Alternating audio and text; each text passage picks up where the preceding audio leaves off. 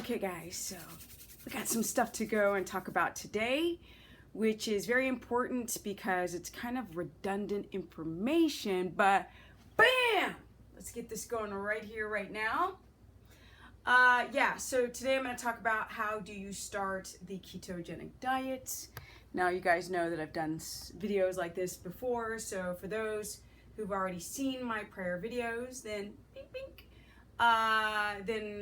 then this is kind of redundant. But for those who are just chiming in, which it seems like each day I get a lot of new people, which is why some of the information seems regurgitated, but at the same time, guys, keto is not that complicated. It's complicated until you understand.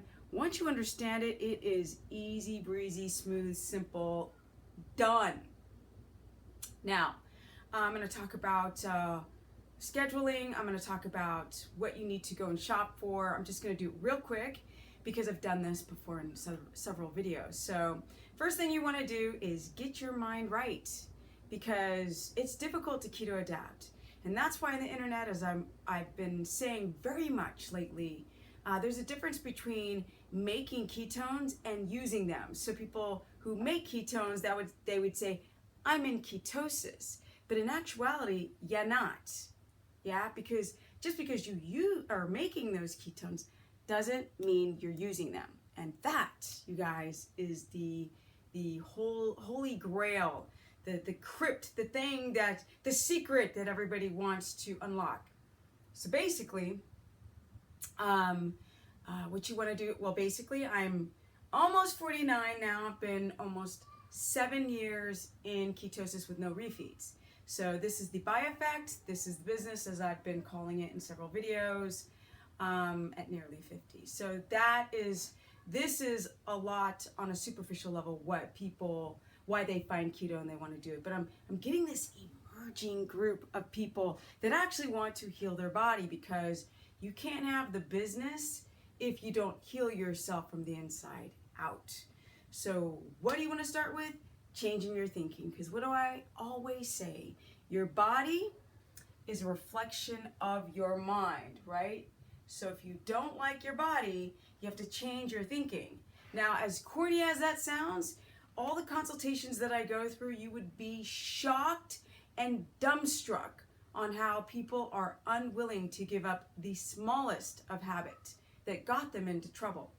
So change your thinking first, because it's going to be a journey. If you think you're going to try a ketogenic protocol and just drop a bunch of weight, you are in denial, because it will not work like that. What you'll lose is a lot of water, and then you'll lose muscle, and then you'll lose a little bitty bit of fat, and you'll put stress on your adrenals. So you have to think about it first. That's the number one thing. Then you have to be willing to start rescheduling your life. Yes? We got to consider different wake-sleep cycles.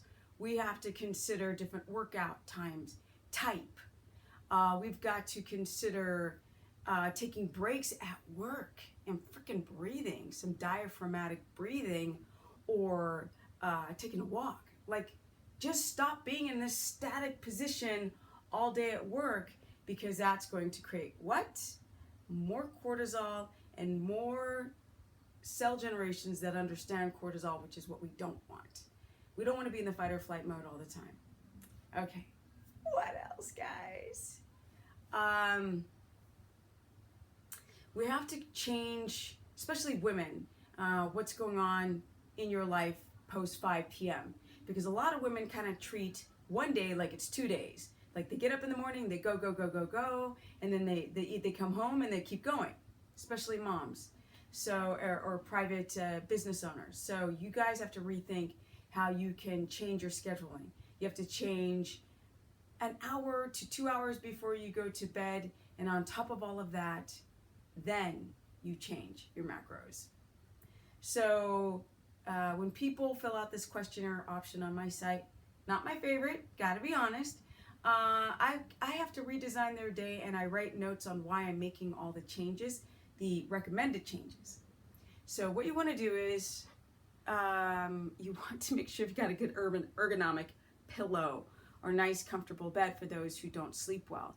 As far as supplementation goes, you guys know I'm not big supplement pushers, but I will mention potential supplements for potential issues. So number one, magnesium is probably the only one I'm like, you really need your magnesium because our soils are depleted of magnesium, and that's something that you most likely want to take in the evening because it's going to relax your nervous system as well as your smooth muscle. So we want that in the evening. Next thing, in a high quality chelated, easily to absorb magnesium. Potassium is something you also want to consider because you might have the keto flu. So these are get the keto flu, which in many cases it can last from, let's say, 3 days to 3 months.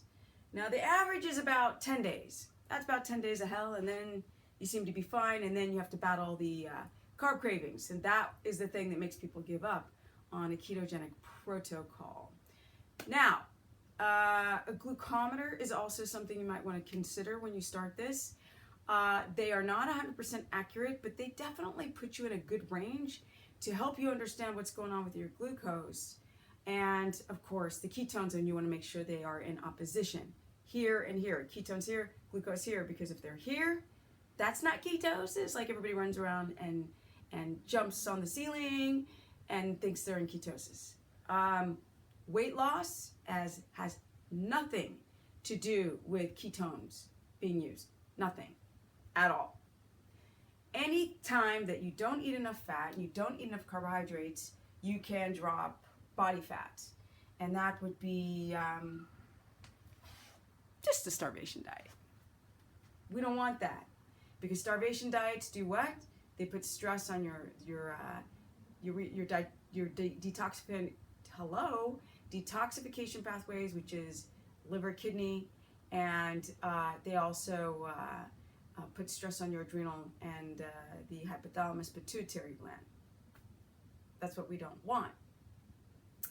And your reproductive hormones. So no one ever talks about this stuff, and I get so many women these days like, can I do the ketogenic diet to be in a fitness competition? I want to get lean, which at nearly the age of 50, yes, I'm able to maintain a low body fat percentage. Now, very, very ironic that some guys like, you're not even lean. I was like, if I was any leaner than this, I would lose my lady bits. And so the manipulation of your body fat is quite interesting. Once you're very extremely highly keto adapted, then you can manipulate your body fat percentage. But at the same time, women, we need a certain amount of body fat, period. So I won't go lower than this.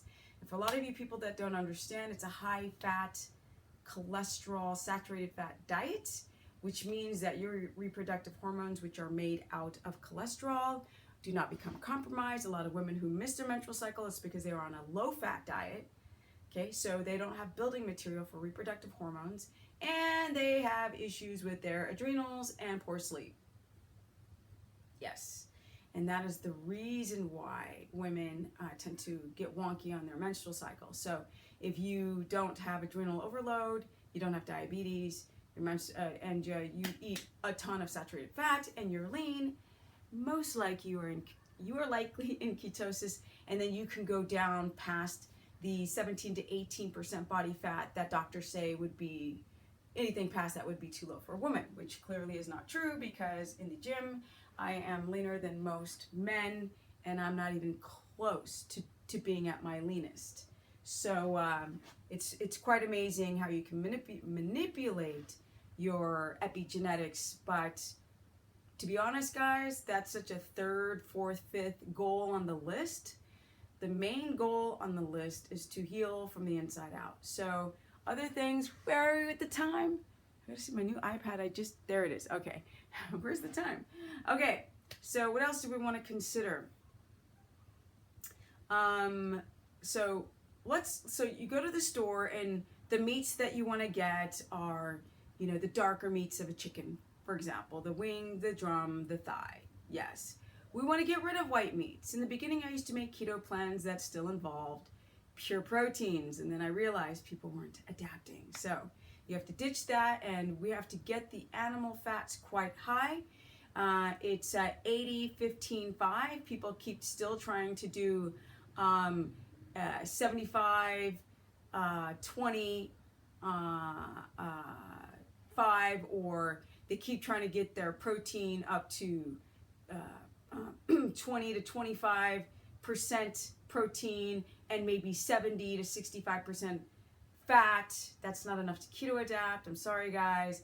Once you cut your carbohydrates down, if your fat is not high enough, you're just on a diet. Just a diet. And what do just diets do? They mess with your leptin signaling. They mess with your insulin. They mess with your adrenals and thyroid.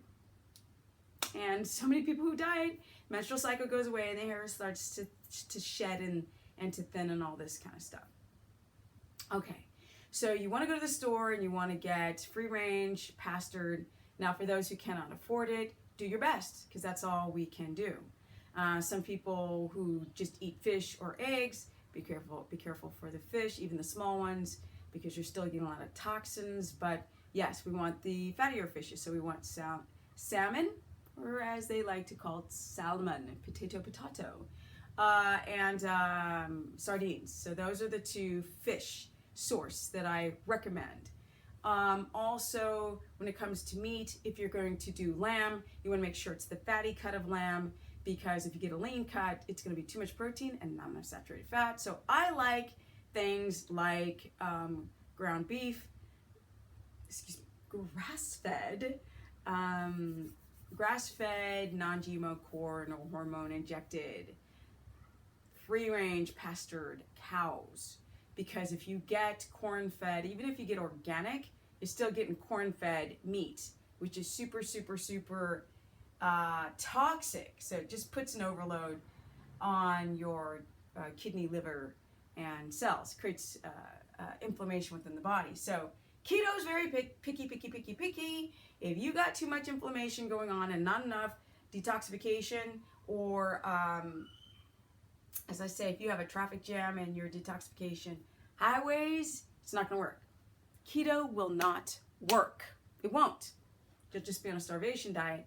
You'll drop a few lbs on the scale. You won't develop the muscle, the strength, the level of fitness that you're looking for, and or just to heal from disease. So you have to do everything spot on. All right, where are we on time? Okay, we got a few more minutes, and then I'm gonna go to my next video.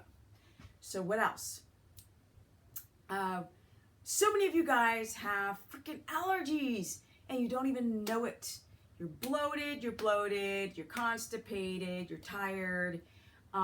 There's so many digestive things that you wouldn't even consider that are inflammatory. So if you've got thyroid, you have to watch out for raw vegetables, especially the cruciferous family, which means fibrous. For those who, and also things like tomato skins, which tomatoes tend to be a little high on carb. Also cucumbers, be careful. They're not high on carb, I meant they're just low on fiber. Which means that glucose can hit the bloodstream too quickly, and it does matter if you are having 5 grams from pure sugar or 5 grams of carbohydrates from veggies. If there's no fiber, then the glucose can hit the bloodstream fast. So people are still trying to do packaged foods that sell sugar on the ingredient list. It doesn't work. All right, fats. We want to hit animal fat first. It has the right fatty acid profile. Here we go, time's going by. Okay, here we go. It's got the right fatty acid profile. Now you have to be careful, like again, for the histamine issues, allergies that we develop because of leaky gut. So that's a whole nother video. I'm gonna talk more about leaky gut because I think most of you have it. Most of you have candida. So you have to look at anything that's gonna create stress or a lack of detoxification on the body, because your body will not use those ketones. You can make them. Some people are like, look, my glucometer, it's like 3.0. And I'm like, look at your glucose, you're not using them. No, you're not.